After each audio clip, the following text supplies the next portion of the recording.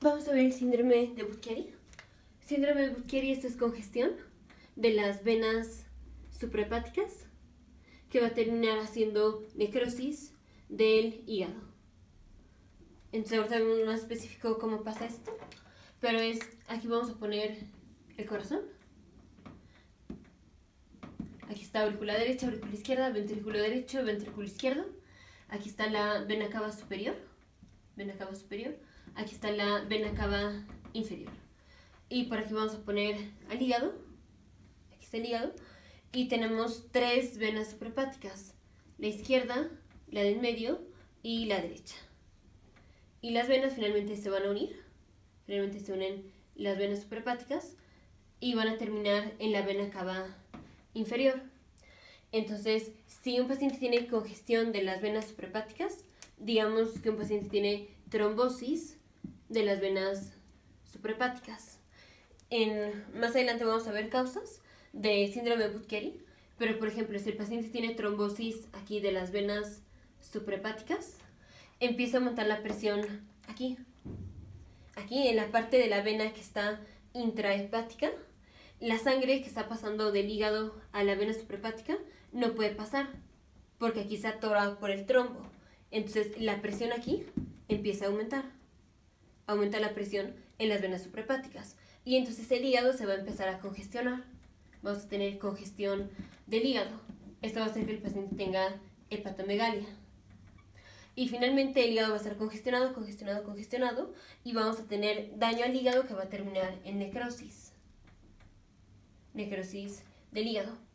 Y lo que va a pasar es, ya como complicación del daño al hígado, el paciente puede tener, por ejemplo, cirrosis, o el paciente puede tener hipertensión de la vena porta, y entonces complicaciones de la hipertensión de la vena porta, como es que el paciente venga con varices esofágicas.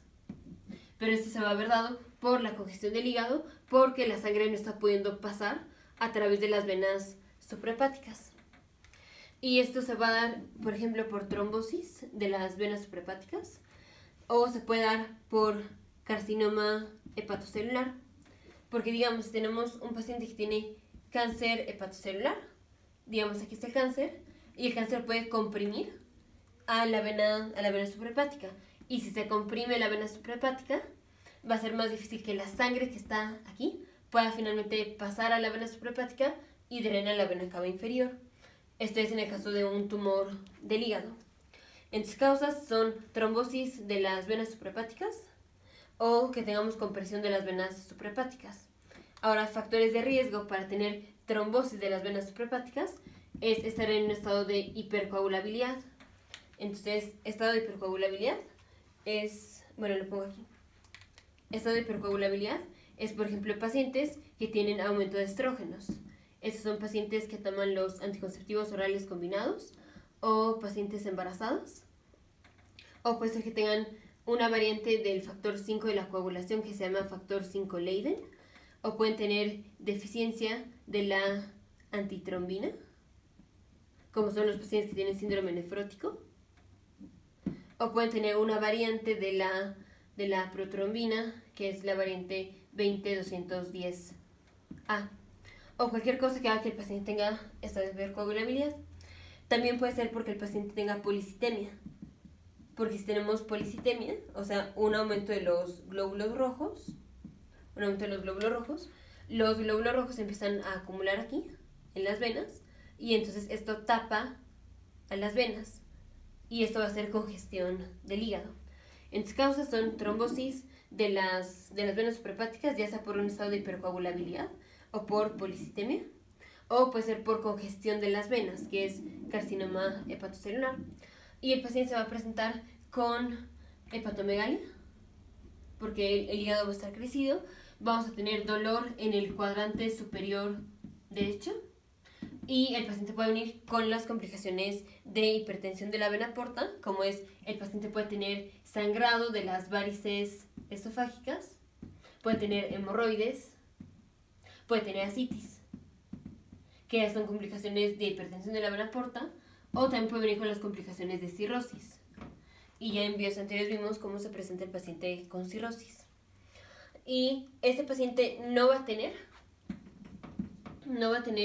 la distensión o la ingurgitación de las venas yugulares, porque la vena cava superior está compuesta de los troncos venosos brachiocefálicos. Es el tronco venoso brachiocefálico izquierdo y ese es el tronco venoso brachiocefálico derecho. Y cada uno está compuesto por la vena yugular y la vena subclavia. Aquí, vena yugular y vena subclavia. Así. Entonces, la ingurgitación de las venas yugulares es, la vena yugular va a estar distendida. Pero en un paciente que tiene congestión del hígado, no tenemos por qué tener ingurgitación de la vena yugular. Aquí, ni la vena cava superior está involucrada. Y el paciente que tiene síndrome de Budd-Chiari puede ser por complicación de falla cardíaca derecha. Entonces, si el paciente tiene falla cardíaca derecha, tenemos aumento de la presión en la aurícula derecha. Y entonces la presión va a aumentar en retrógrado. Si aumenta la presión en la aurícula derecha, porque al corazón le está costando trabajo bombear la sangre en la falla cardíaca, vamos a tener un aumento de la presión en la vena cava inferior, porque va a ser más difícil que la sangre pase a la aurícula derecha si es que al corazón le está costando trabajo bombear la sangre. Entonces aumenta la presión en la vena cava inferior y por tanto aumenta la presión en retrógrado. Aumenta la presión en las venas suprahepáticas. Y si aumenta la presión en las venas suprahepáticas, va a ser más difícil que la sangre pase a través de las venas suprahepáticas y drena la vena cava inferior. Entonces, falla cardíaca derecha también es causa de síndrome de Budd-Chiari. O también la pericarditis constrictiva, que es cuando tenemos inflamación del pericardio, que es la capa de tejido fibroso que rodea al corazón.